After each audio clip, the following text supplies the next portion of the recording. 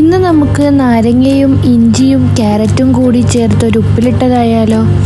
ആദ്യം തന്നെ പാനിലേക്ക് എണ്ണ ഒഴിച്ച് കടുക് പൊട്ടിക്കുക. അതിനുശേഷം കുറച്ച് ഉലുവയും ഇടുക.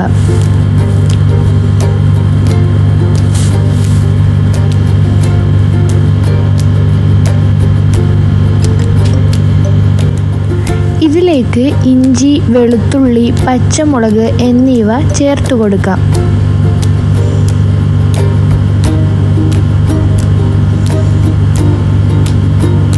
അതിലേക്ക് മഞ്ഞൾപ്പൊടിയും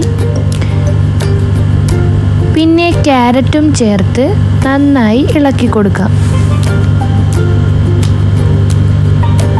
ഇതിൽ കുറച്ച് ഉപ്പും മഞ്ഞളും ചേർത്ത് ഇളക്കി കൊടുക്കാം.